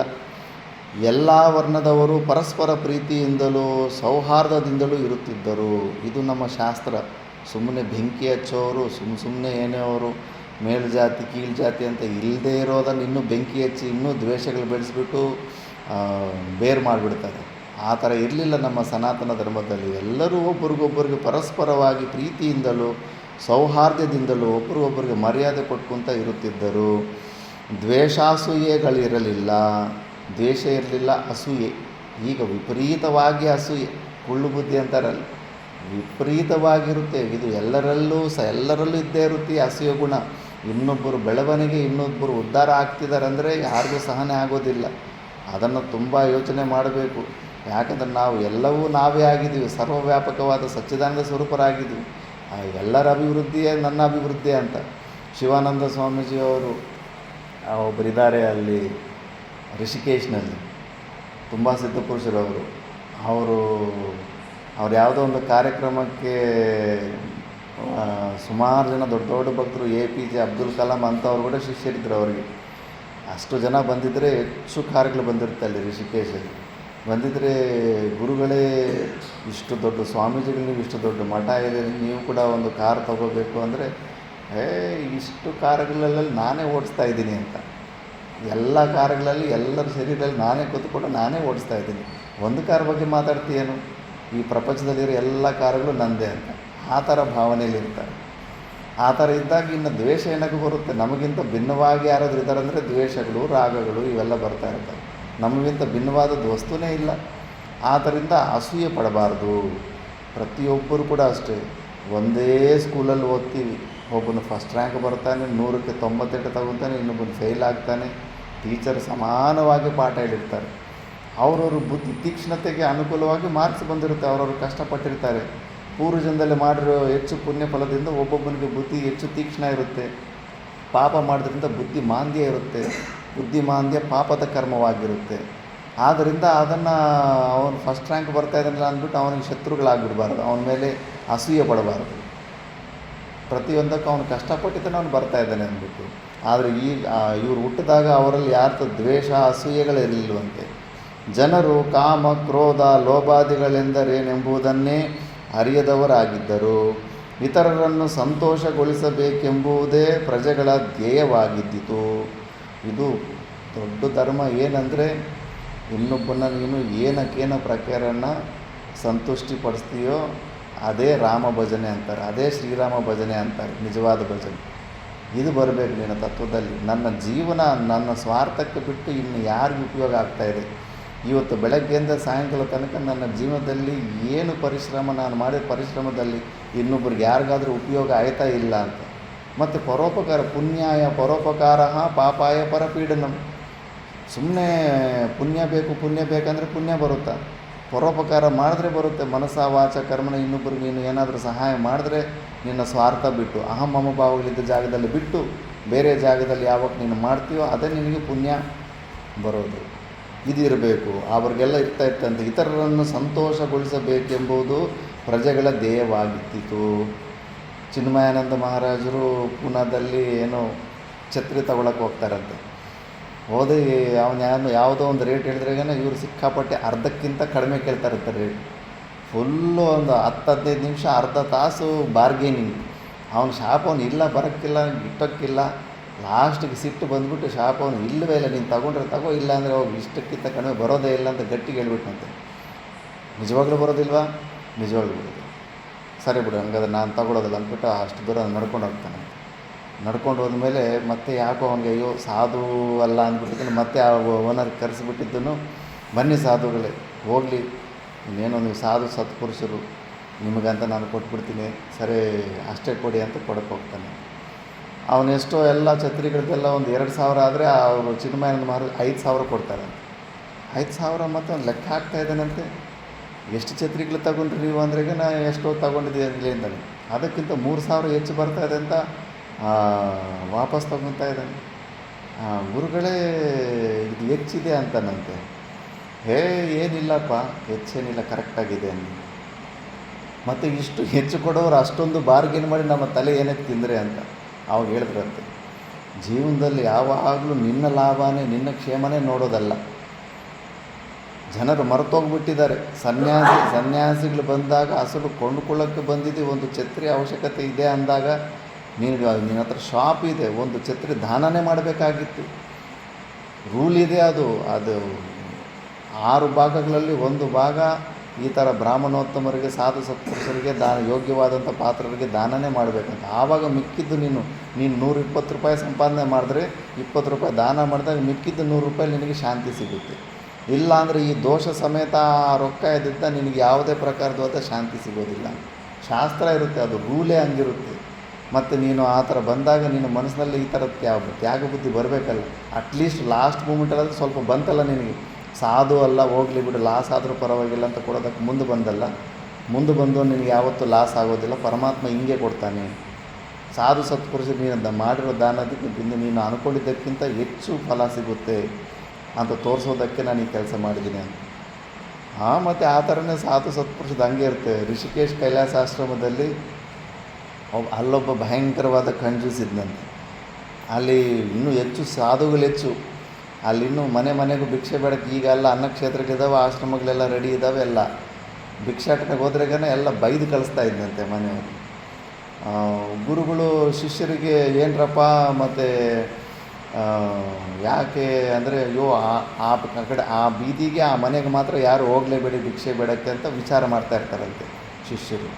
ಗುರುಗಳಿಗೆ ಅನಿಸುತ್ತೆ, ಓಹೋ ಇವ್ರು ಯಾಕೆ ಅಲ್ಲಿ ಭಿಕ್ಷೆಗೆ ಹೋಗ್ಬೇಡ ಅಂತಾರೆ, ಅವನು ಬೈತಾ ಇದ್ದಾನೆ ಅಂತ.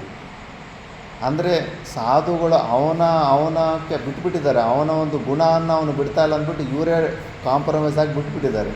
ಸಾಧುಗಳು ನಮ್ಮ ಗುಣನ ನಾವು ಬಿಡಬಾರ್ದು. ಬೈಗಳು ಕೂಡ ದಾನನ, ಅದು ಕೂಡ ಅವನು ಕೊಡ್ತಾ ಇದ್ದಾನಲ್ಲ. ಅವನ ಹತ್ರ ಏನಿದೆ ಅದನ್ನು ಕೊಡ್ತಾ ಇದ್ದಾನೆ, ಅದನ್ನು ದಾನ ತಗೋಬೇಕಲ್ಲ. ಬೈಗಳನ್ನು ಕೂಡ ದಾನ ತಗೋಬೇಕಲ್ಲ ಅಂದ್ಬಿಟ್ಟಿದ್ದನ್ನು ಇಲ್ಲ ಪರಿವರ್ತನೆ ಆಗುತ್ತೆ, ಅಂಥವರಲ್ಲೂ ಕೂಡ ಪರಿವರ್ತನೆ ಬರುತ್ತೆ ಅಂದ್ಬಿಟ್ಟು ಗುರುಗಳಂತಾರಂತೆ. ಶಿಷ್ಯರು ನಗ್ತಾರಂತೆ. ಸರಿ ಬಿಡು ಅಂದ್ಬಿಟ್ಟಿದ್ದನ್ನು ಇವರು ಮಹಾಮಂಡಲೇಶ್ವರ ಆಗಿದ್ದು ಕೂಡ ಅವ್ರ ಮನೆಗೆ ಡೈಲಿ ಭಿಕ್ಷೆ ಕೊಡ್ತಾರೆ. ಎಲ್ಲ ಬೈಯೋದು ಕಳಿಸ್ಬಿಡೋದು. ಎಷ್ಟು ಬೈದರೂ ಕೂಡ ಮತ್ತು ಪ್ರತಿದಿನವೂ ಆ ಮನೆ ಹತ್ರ ಹೋಗ್ತಾಯಿದ್ರೆ ಒಂದು ದಿವಸ ಅವಮಾನ ಮಾಡಬೇಕು ಅಂದ್ಬಿಟ್ಟಿದ್ದನು. ಆ ಬೀನ್ಸದು ಅದು ದಾರ ತೆಗಿತಾರಲ್ಲ, ಫೈಬರ್ ಕಂಟೆಂಟ್, ಅದೆಲ್ಲ ತೆಗೆದಿದ್ದು ವೇಸ್ಟ್ ಇರುತ್ತಲ್ಲ, ಬೇಗ ಇವನು ಅವಮಾನ ಮಾಡಬೇಕು ಅಂದ್ಬಿಟ್ಟಿದ್ದನು. ಆ ವೇಸ್ಟ್ ಹಾಕ್ಬಿಟ್ನಂತೆ. ಚಿಲ್ಕ ಅಂತಾರೆ ಅದನ್ನು, ಹೊಟ್ಟು ತೆಗೆದಿರು, ಬೀಜ ತೆಗೆದಿರೋ ಅಂತ ಹೊಟ್ಟು ಹಾಕ್ಬಿಟ್ನಂತೆ. ಆದರೂ ಕೂಡ ನಾರಾಯಣ ಹರಿ ತುಂಬ ಧನ್ಯವಾದ ಅಂದ್ಬಿಟ್ಟು ತಗೊಂಡು ಹೋಗ್ತಾಯಿದ್ದಂತೆ. ಕರೆದಂತೆ, ಸಾಧು ನೋಡ್ಕೊಂಡಿದ್ದೀವಿ ಏನು ಹಾಕಿದ್ದೀವಿ ನಾವು ಅಂತ. ಅರ್ಥ ಆಯಿತು, ಚಿಲ್ಕ ಹಾಕಿದ್ದೀರಲ್ಲ, ಹೊಟ್ಟು ಹಾಕಿದ್ದೀರಲ್ಲ ಅಂತ. ಮತ್ತೇನು ಹೊಟ್ಟು ಹಾಕಿದ್ರು ಕೂಡ ಅಷ್ಟು ಸಂತೋಷವಾಗಿಂದ ತಗೊಂಡು ಹೋಗ್ತಾ ಇದೆಯಲ್ಲ, ಹಂಗೆ ಅಂದಂತೆ. ಇಷ್ಟು ದಿವಸ ಪ್ರಯತ್ನ ಮಾಡಿ ಏನೋ ಒಂದು ನಿನ್ನ ಕೈಯಲ್ಲಿ ಹಾಕ್ಸೋ ಪ್ರಯತ್ನ ಮಾಡಿದ್ದೀನಲ್ಲ, ಇವತ್ತು ನಾನು ಗೆದ್ದಿದ್ದೀನಿ ಅಂತ ಅಂದಂತೆ. ಅವನಿಗೆ ಮನಸ್ಸು ಏನಾಯಿತೋ ಏನೋ ಗೊತ್ತಿಲ್ಲ. ಈಗ ಅವ್ರ ಮನೆಯವರು ಮತ್ತು ನಾವು ಓದ್ತಾ ಇರೋ ಕೈಲಾಸ ಆಶ್ರಮಕ್ಕೆ ಟ್ರಸ್ಟಿ ಆಗಿಬಿಟ್ಟಿದ್ದಾನಂತೆ. ಈಗ ಅವ್ರ ಮಕ್ಕಳು ಕೂಡ ಚೆನ್ನಾಗಿ ಉದ್ಧಾರ ಆಗಿ ಮತ್ತು ಕಂಟಿನ್ಯೂಸ್ ಆಗಿ ಋಷಿಕೇಶ್ ಕೈಲಾಸ ಟ್ರಸ್ಟಿಯಾಗಿ ಮುಂದುವರೆದು ಬರ್ತಾ ಇದ್ದಾರೆ. ಆ ಥರ ಪರಿವರ್ತನೆ ಆಗೇ ಆಗುತ್ತೆ. ಆ ಥರ ಈ ಥರ ಜನರು ಆ ಥರ ಒಳ್ಳೆ ಇನ್ನೊಬ್ಬರನ್ನ ಸಂತೋಷ ಪಡಬೇಕು ಅನ್ನೋ ಒಂದು ಉದ್ದೇಶದಿಂದ ಇದ್ದರು. ಜನ ಬಿಡವಾಗಿದ್ದ ಹಸ್ತಿನಾಪಟ್ಟಣವು ಮಹೋದಧಿಗೆ ಸದೃಶವಾಗಿ ಇದ್ದಿತು. ಮಹೋದಧಿ ಅಂದರೆ ವೈಕುಂಠಕ್ಕೆ ಸಮಾನವಾಗಿತ್ತಂತೆ. ಆ ಪಟ್ಟಣದ ದ್ವಾರಗಳು, ಗೋಪುರಗಳು ಮತ್ತು ತೋರಣಗಳು ಮೇಘಮಾಳೆಗಳಂತೆ ಪ್ರಕಾಶಿಸುತ್ತಿದ್ದವು. ಹಸ್ತಿನಾವತಿಯು ಸುಂದರವಾದ ಮತ್ತು ಗಗನಚುಂಬಿಗಳಾದ ಅನೇಕ ಸೌಧಗಳಿಂದ ತುಂಬಿ ಇಂದ್ರನ ಅಮರಾವತಿಯನ್ನು ಹೋಲುತ್ತಿತ್ತು. ಪ್ರಜೆಗಳಿಗೆ ಹೆಚ್ಚಿನ ಆನಂದವನ್ನು ಪಡೆಯುವುದರಲ್ಲಿ ಸ್ಪರ್ಧೆ ಇತ್ತು. ದಕ್ಷಿಣ ಕುರುದೇಶದ ಜನರು ದೇವಮುನಿ, ಸಿದ್ಧ, ಚಾರಣರಿಂದ ಕೂಡಿ ನದಿ ನದ ತಟಾಕಗಳಲ್ಲಿ ಮತ್ತು ಮನಕಾನನಗಳಲ್ಲಿ ವಿಹರಿಸುತ್ತಿದ್ದರು. ಉತ್ತರ ಕುರುಗಳೊಡನೆ ಸುಖದ ವಿಷಯದಲ್ಲಿ ಸ್ಪರ್ಧಿಸುವಂತೆ ನಡೆದುಕೊಳ್ಳುತ್ತಿದ್ದರು. ಜನರಿಗೆ ಕಷ್ಟ ಅಥವಾ ದುಃಖಗಳ ಅನುಭವವೇ ಮರೆತು ಹೋಯಿತು. ದೇಶದಲ್ಲಿ ದೀನರಾಗಲಿ ವಿಧವೆಯರಾಗಲಿ ಇರಲಿಲ್ಲ. ವಾಪಿ, ಕೂಪ, ತಟಾಕಾದಿಗಳು ಸದಾ ತುಂಬಿರುತ್ತಿದ್ದವು. ವಾಪಿ, ಕೂಪ ಅಂದರೆ ಬಾವಿಗಳು, ಕೆರೆಗಳು, ಸಣ್ಣ ಸಣ್ಣ ಚೆಕ್ ಡ್ಯಾಮ್ಗಳ ಥರನೂ ಇವೆಲ್ಲ ಮಾಡಿದ್ರೆ ಸ್ವರ್ಗಕ್ಕೆ ಹೋಗ್ತಾರಂತೆ. ಇವರ ಅಶ್ವತ್ಥ ಗಿಡಗಳನ್ನು ನೆಟ್ಟೋದು, 4 ಪ್ರಕಾರದ ಗಿಡಗಳನ್ನ ನೆಟ್ಟಿದ್ರೆ ವೈಕುಂಠ ಸಿಗುತ್ತೆ ಅಂತ ವಿಷ್ಣು ಪುರಾಣ ಹೇಳುತ್ತೆ. ರಾಗಿ ಗಿಡ, ಬೇವಿನ ಗಿಡ, ನಿಂಬೆ ಗಿಡ ಮತ್ತು ಇನ್ನೊಂದು 2 ಗಿಡ ಇದೆ. ಇದು ಮೇಡಿ ಮತ್ತು ಇನ್ನೊಂದು ಯಾವುದು 5 ಪ್ರಕಾರದ ಗಿಡಗಳನ್ನು ನೆಟ್ಟು ಬಿಟ್ಟರೆ ಡೈರೆಕ್ಟ್ ವೈಕುಂಠ ಪ್ರಾಪ್ತಿ ಇರುತ್ತೆ ಅಂತ. ಸುಮ್ಮನೆ ನೆಟ್ಟುಬಿಟ್ಟು ಅದು ಸತ್ತೋಗ್ಬಿಟ್ರೆ ಅಲ್ಲ, ಅದನ್ನು ಬದುಕಿಸಿ ಇಷ್ಟು ದೊಡ್ಡ ಮರ ಥರ ಮಾಡಬೇಕು. ಎಷ್ಟು ಜನ ಕೂತ್ಕೊಂಡು ಊಟ ತಿಂದು ಮಾಡಿ ಹೋಗ್ತಾ ಇರ್ತಾರೆ. ಆ ಮರ ಇಟ್ಟಿರೋ ಪುಣ್ಯಾತ್ಮನಿಗೆ ಎಷ್ಟು ಜನ್ಮಗಳಾದರೂ ಈ ಮರ ಇರೋ ತನಕ ಆ ಮರದ ನೆರಳನ್ನು ಯಾರ್ಯಾರೆಲ್ಲ ಅನುಭವಿಸ್ತಾ ಇರ್ತಾರೋ ಆ ಎಲ್ಲ ಪುಣ್ಯನ ಅದಕ್ಕೆ ಹೋಗ್ತಾ ಇರುತ್ತೆ. ಅಲ್ಲಿ ನಿಗಮಾನಂದ ಸರಸ್ವತಿ ಅಂತ ಒಬ್ಬರು ಅಸ್ಸಾಮಲ್ಲಿ ಇರ್ತಾರೆ. ಅಲ್ಲಿ 2 ಶಿಷ್ಯರು ಇರ್ತಾರೆ. 2 ಶಿಷ್ಯರಲ್ಲಿ ಇಬ್ಬರು ಒಂದೇ ಥರ ಕೆಲಸ ಮಾಡಿದ್ರೆ ಒಬ್ಬರಿಗೆ ಮಾತ್ರ ಚೆನ್ನಾಗಿ ಲಾಭ ಬಂದು ಸಕ್ಸಸ್ ಆಗ್ತಾ ಇರುತ್ತೆ, ಇನ್ನೊಬ್ಬನಿಗೆ ಕೆಲಸನೇ ಆಗ್ತಾ ಇರೋದಿಲ್ಲ. ಅವನು ಗುರುಗಳ ಹತ್ರ ಹೋಗ್ಬಿಟ್ಟು, ಏನು ಗುರುಗಳೇ, ನಾವಿಬ್ಬರು ಒಂದೇ ಊರಿನವರು, ಒಂದೇ ಥರ ಕೆಲಸ ಮಾಡಿದ್ರು, ಅವನಿಗೆ ಹೆಚ್ಚು ಲಾಭ ಸಿಗುತ್ತೆ, ನನಗೆ ಲಾಭ ಸಿಗೋದಿಲ್ಲ. ಯಾಕೆ ಅಂದರೆ, ನೋಡಪ್ಪ, ಇವನು 3 ಜನ್ಮಗಳ ಹಿಂದ್ಗಡೆ ಒಂದು ಒಳ್ಳೆ ಪುಣ್ಯಕರ್ಮ ಮಾಡಿದ್ದಾನೆ. ಒಂದು ಬಾವಿ ತೋಡಿಸಿ ಚೆನ್ನಾಗಿ ಬಾವಿಯನ್ನು ಸೇತು ಬಾವಿ ಥರ ಕಟ್ಟಿಕೊಟ್ಟಿದ್ದಾನೆ. ಆ ಬಾವಿ ಈ ಭೂಲೋಕದಲ್ಲಿ ಎಷ್ಟು ವರ್ಷಗಳ ತನಕ ಇರುತ್ತೋ ಈಗಲೂ ಆ ಬಾವಿಯಿಂದ ನೀರು ತಕ್ಕೊಂಡು ಪಶುಗಳು, ಮನುಷ್ಯರು ಎಷ್ಟೋ ಜನ ನೀರು ಕುಡಿತಾ ಇದ್ದಾರೆ. ಆ ಬಾವಿ ಎಷ್ಟು ಎಲ್ಲಿ ತನಕ ಇರುತ್ತೋ ಅಲ್ಲಿ ತನಕ ಇವನು ಯಾವ ಜನ್ಮಕ್ಕೆ ಹೋದರೂ ಕೂಡ ಇವನಿಗೆ ಅನಾಯಾಸವಾಗಿ ಕೆಲಸಗಳಾಗ್ತಾ ಇರ್ತವೆ ಅಂತ. ಆ ಥರ ಪುಣ್ಯಕರ್ಮಗಳು ಯಾವತ್ತೂ ನಮ್ಮ ಕೈ ಬಿಡೋದಿಲ್ಲ. ಹೆಚ್ಚು ಯೋಚನೆ ಮಾಡಬಾರ್ದು. ಪುಣ್ಯಕರ್ಮಗಳು ಮಾಡಬೇಕಂದ್ರೆ ಟಕ್ಕಂತ ಮಾಡಿಬಿಡ್ಬೇಕು. ಯಾಕಂದರೆ ಮತ್ತೆ ಮಾಯ ಮಾಡಿಬಿಡಿಸೋದಿಲ್ಲ. ಎಷ್ಟೋ ಕಾರಣಗಳು, ಎಷ್ಟೋ ಯುಕ್ತಿಗಳು ಬಂದುಬಿಟ್ಟು ನಿಲ್ಲಿಸ್ಬಿಡುತ್ತೆ ಮತ್ತೆ ಅದು. ಯಾಕಂದರೆ ಮೇಯ್ನ್ ಡೆಪಾಸಿಟ್ ಈ ಪುಣ್ಯಗಳೇ. ಆ ಥರ ಪುಣ್ಯಗಳು ಮಾಡ್ಕೊಂಡಿದ್ದೆ ಯಾವ ಲೋಕಕ್ಕೆ ಹೋದರೂ ಎಲ್ಲಿ ಹೋದರೂ ಕೂಡ ನಮ್ಮ ಬೆನ್ನಿಂದೆ ಬರುತ್ತೆ. ಇಲ್ಲಿ ನಾವು ಮಕ್ಕಳಿಗೆ ಮೊಮ್ಮಕ್ಕಳಿಗೆ ಮಾಡಿದ್ದೇನಿದ್ರೆ ಮತ್ತೆ ಆ ಪುಣ್ಯ ಅದನ್ನು ಪುಣ್ಯ ಕ್ರಿಯೇಟ್ ಮಾಡುತ್ತೆ, ಮತ್ತು ಅಲ್ಲಿಗೆ ವಾಪಸ್ ಬರಬೇಕಾಗುತ್ತೆ. ಇದು ಏನಿರುತ್ತೆ ಪರೋಪಕಾರ ರೂಪದಲ್ಲಿ ಅಹಮಮ ಭಾವಗಳು ಬಿಟ್ಟು ಮಾಡಿರೋ ಪುಣ್ಯಕರ್ಮಗಳು, ಅದು ಯೂನಿವರ್ಸಲ್ ಕರೆನ್ಸಿ ಇದ್ದಂಗೆ. ಎಲ್ಲ ಬ್ರಹ್ಮಾಂಡದಲ್ಲಿ ಎಲ್ಲಿ ಹೋದರೂ ಕೂಡ ಆ ಕರೆನ್ಸಿ ನಮ್ಮ ಜೊತೆ ಬರ್ತಾ ಇರುತ್ತೆ. ಅದು ಆ ಥರ ಪುಣ್ಯಕರ್ಮಗಳನ್ನು ಮಾಡ್ತಾಯಿದ್ದರು. ವಾಪಿ, ಕೂಪ, ತಟಾಕಾದಿಗಳು ಸದಾ ತುಂಬಿರುತ್ತಿದ್ದವು.